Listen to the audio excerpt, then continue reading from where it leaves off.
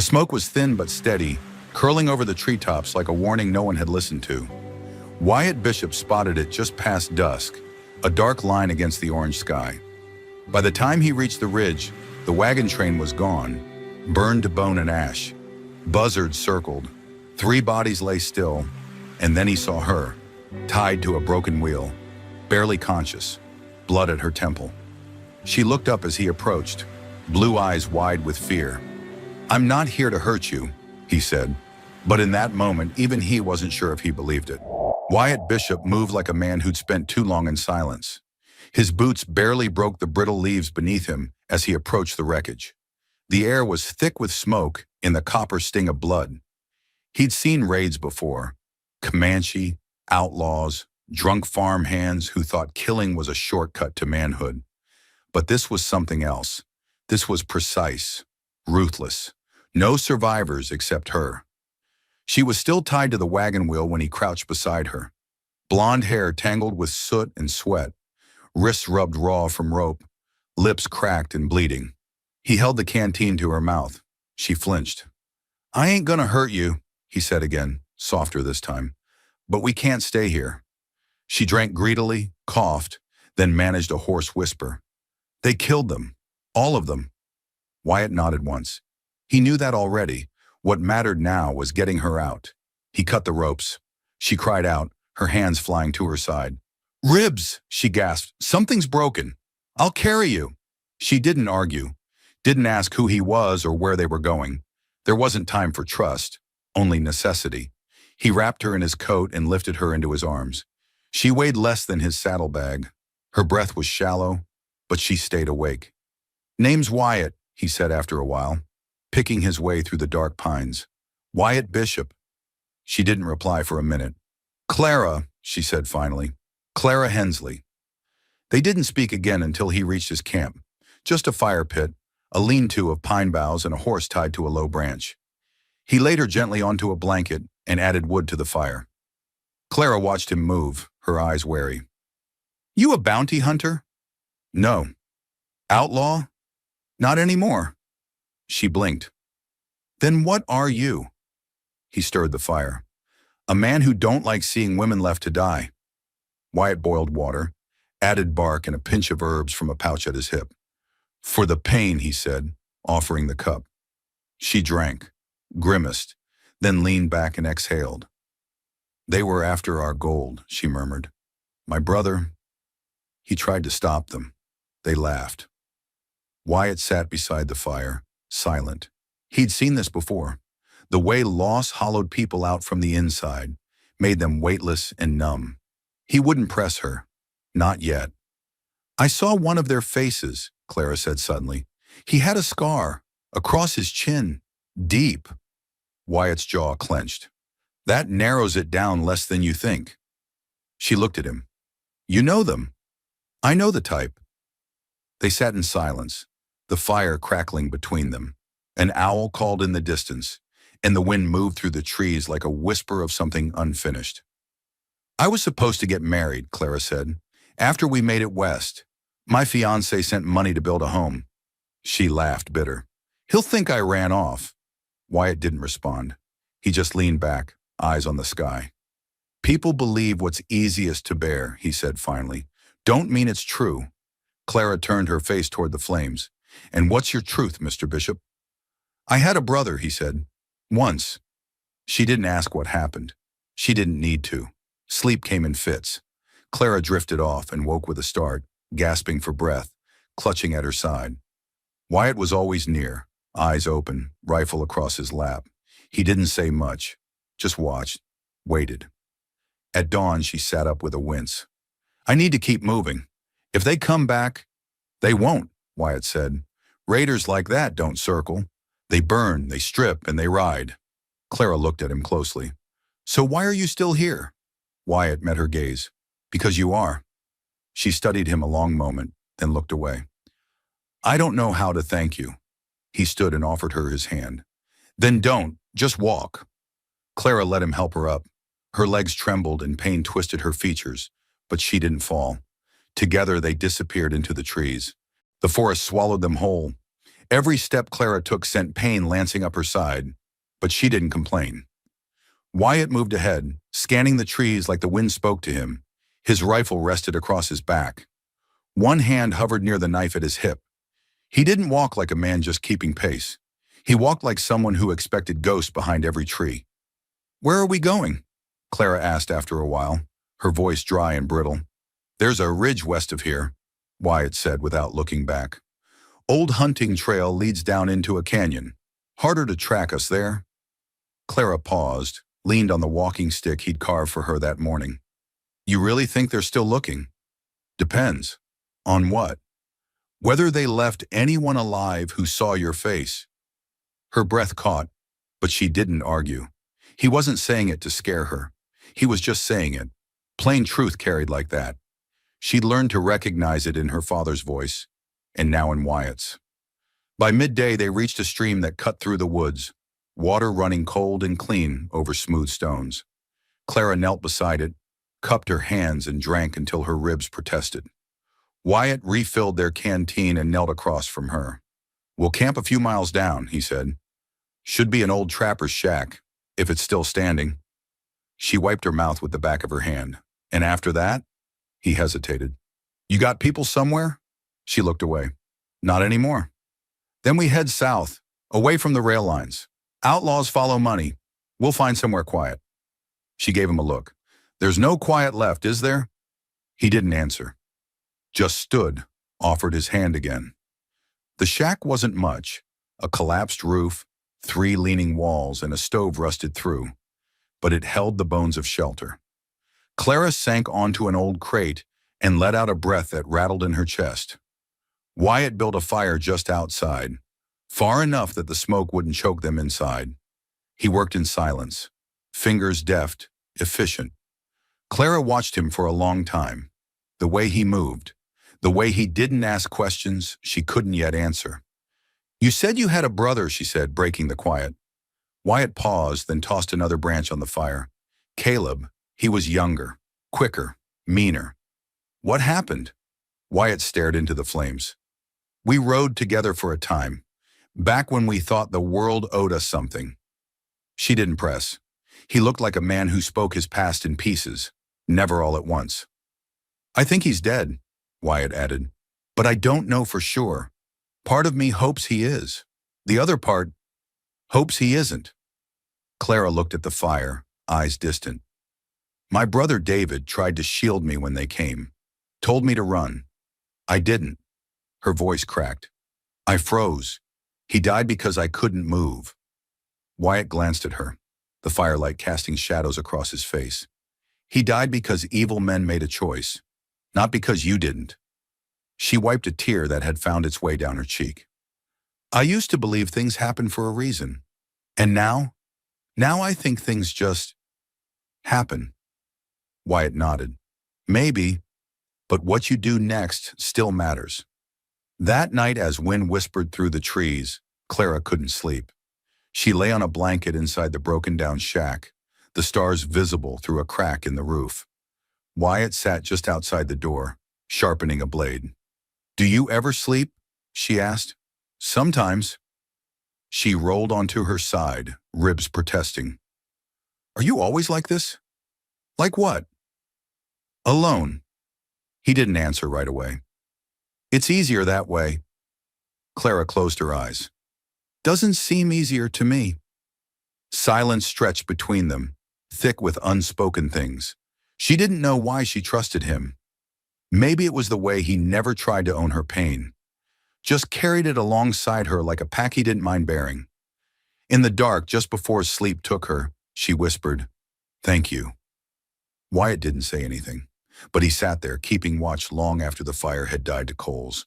The morning broke slow and gray, mist crawling low across the tree line like it had secrets to keep.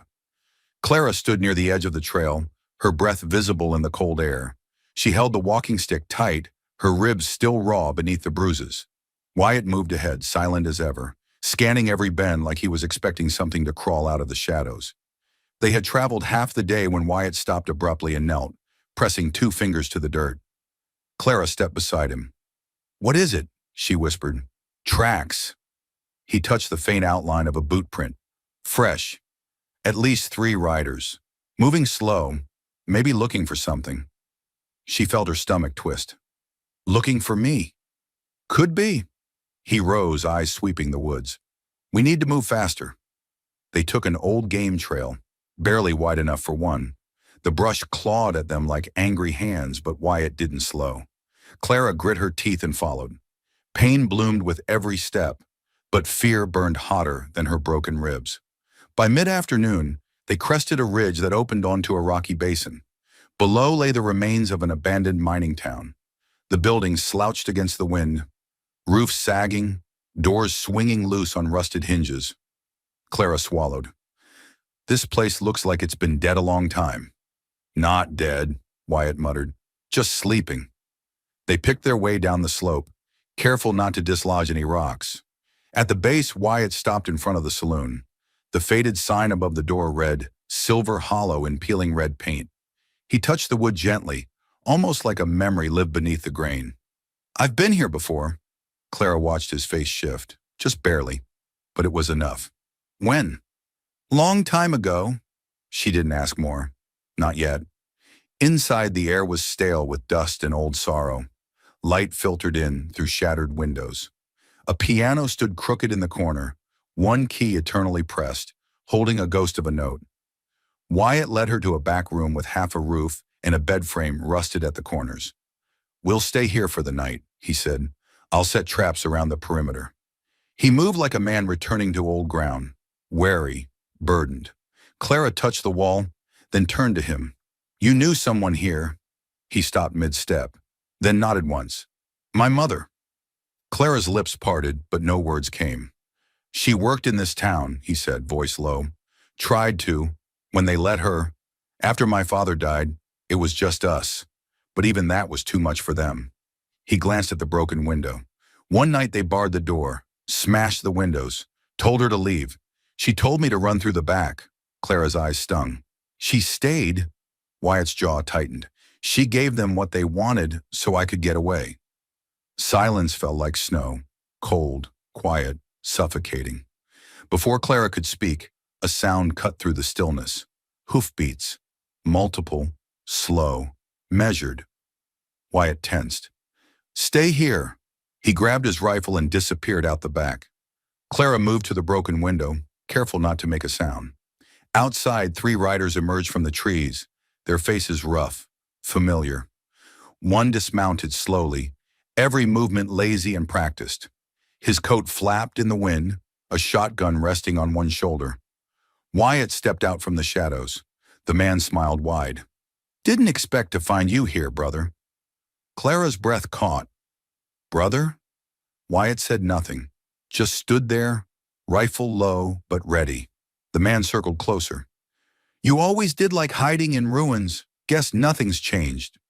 Caleb, Wyatt said quietly. Caleb's grin widened. So you do remember my name? Touching. You led the raid on the wagon train. Didn't know the girl was yours, Caleb shrugged.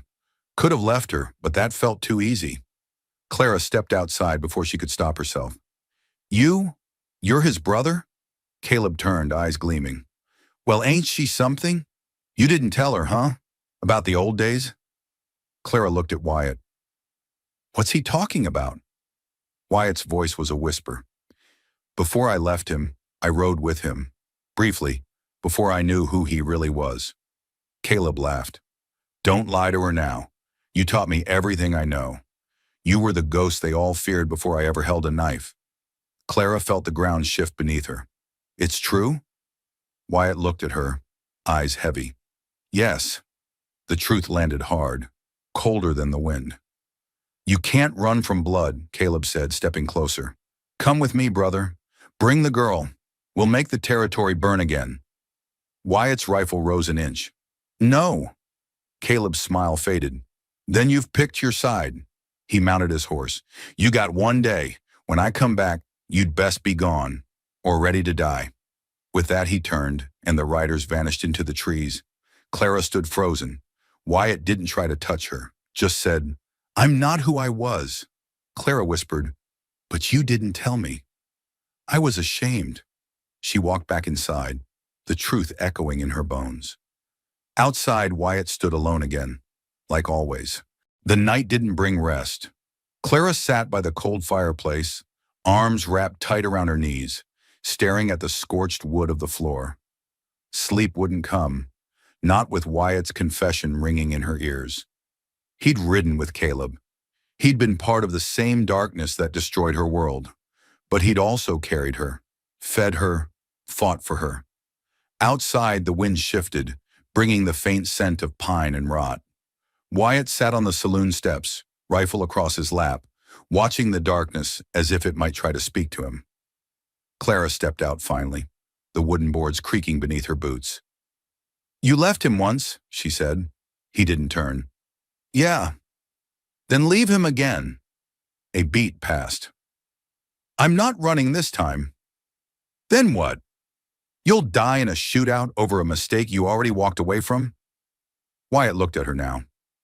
In the faint light of the stars, his face seemed carved from stone and sorrow. "He won't stop. He made that clear. If I run, we both die somewhere down the line. I'd rather end it now." Clara's voice dropped. "What if I said I'd stand with you?" He blinked. "I'd say you're too smart for that." "Maybe not," she said. "But I've had enough of running too." Their eyes met. For the first time, the distance between them wasn't fear. It was choice. That night, they didn't speak again.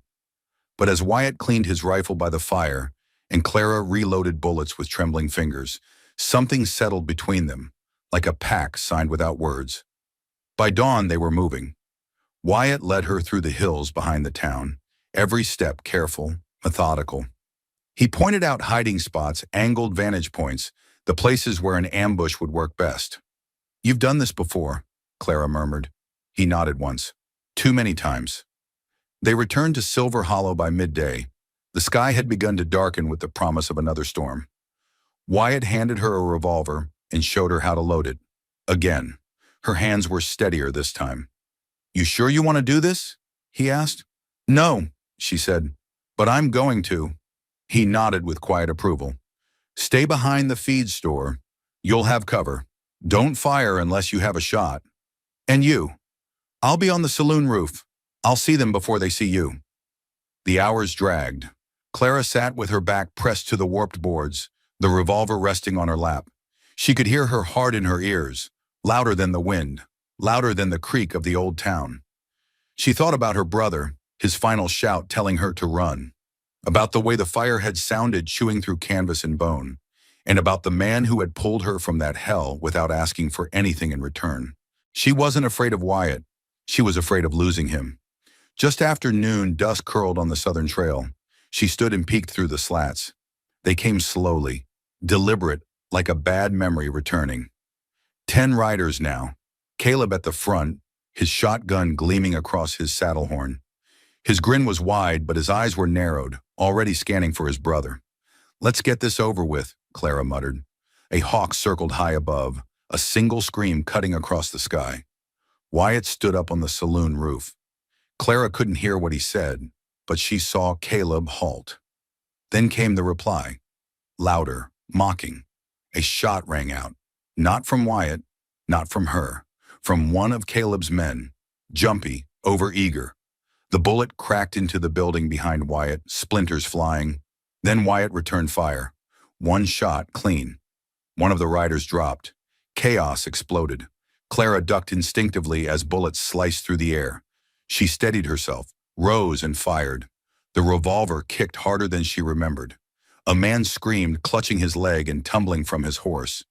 Another came around the alley beside her. She turned, but Wyatt's arrow caught him before he reached her, silent and deadly. The fight turned close. One of the bandits tried to flank the saloon, but Wyatt dropped from the rooftop and met him hand to hand. The scuffle was brutal. Grunts, knives flashing, fists cracking bone. Wyatt was wounded, a deep cut along his side, but he didn't slow. Clara reloaded with shaking fingers, each bullet clicking into place like a prayer. When she rose again, only 4 riders remained. And Caleb. He dismounted, stalking through the street with fire in his eyes and blood on his boots. "You think this ends with me, brother?" he called. Wyatt stepped from the shadows, bloodied but standing. It ends with me. No, Caleb spat. It ends with her. He raised his gun. Clara didn't hesitate. She fired once. Center mass. Caleb staggered, eyes wide in disbelief, blood blooming across his chest. He fell to his knees, then crumpled. The rest fled. No words, no honor, only fear. Clara ran to Wyatt. He was down on one knee, breathing hard. Are you? I'm fine, he grunted. Stubborn, remember? She threw her arms around him, tears slipping free now that it was done. They buried Caleb outside the town, beneath the shadow of the ridge. Wyatt didn't say much, just placed a stone over the grave and stood with his head bowed. That night, as they sat beside the fire, Clara whispered, I didn't think I could do it. You did, he said. I think I just wanted you to live. You gave me a reason too. She leaned against him, her head resting on his shoulder. For the first time in a long time, they didn't talk about the past. They just listened to the silence, the kind that felt like peace. Dawn came slow and warm, with golden light spilling over the shattered bones of Silver Hollow. The town, once silent in ruin, now felt different. Not alive, no, but like something had been released, a weight lifted, a name buried, a reckoning finished. Wyatt stood beside the saloon, the morning wind tugging at his coat, the gash in his side cleaned and stitched. Clara sat on the steps, a tin cup of coffee cradled between her hands, watching the sun rise over the hill Caleb had ridden down from. They hadn't spoken much since the fight, not because there was nothing to say, but because some things didn't need words. Not yet. Wyatt finally broke the silence. He was the last piece of who I used to be. Clara looked up, eyes soft. Then maybe now you can be someone else. He gave a faint nod. Funny thing is, I don't know who that is. Well, she said, standing and brushing off her dress, maybe we figure it out together. They broke camp within the hour. The town had given them shelter, fire, and closure, but nothing else. It had taken too much from him, and it held too much pain in its dust for her. Their horses were quiet beneath them as they rode out. The trail stretched east, narrow and winding, following the ridgeline, and then dipping down into open plains. Clover, somehow still strong after all they'd endured, moved with quiet determination. Clara winced with each step the horse took, her ribs not fully healed, her shoulder still tight from the recoil of the revolver. Wyatt noticed. You sure you don't want to rest another day? He asked. If I stop now, I'll just start thinking again, she replied. He understood. They rode most of the day without trouble. Hawks circled high above. The wind ran long over the grass. No more riders, no more threats. Just space, just silence. By mid-afternoon, they reached a creek lined with cottonwoods and the remains of a broken fence. Once a property line, maybe. Now just memory. We could camp here, Wyatt offered. Water, shade. And I don't see any tracks. Clara slid down from her saddle with a relieved groan. Sold. He smiled at that. Not a big smile. He never smiled big, but something eased in his face.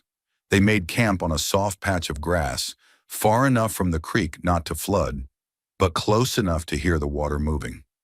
Wyatt gathered wood while Clara tended to a small fire, using the flint and the steel he'd taught her with. When they sat down to eat, the stew was simple. Dried meat, wild onion, a few potatoes from an abandoned garden they'd passed, but warm, enough. Clara leaned back against a log, stretching her legs toward the flames. You think anyone's looking for us? She asked. Wyatt stared into the fire. If they are, they'll get tired before I do. She chuckled softly. That wasn't really an answer. Nope. A breeze rustled the leaves.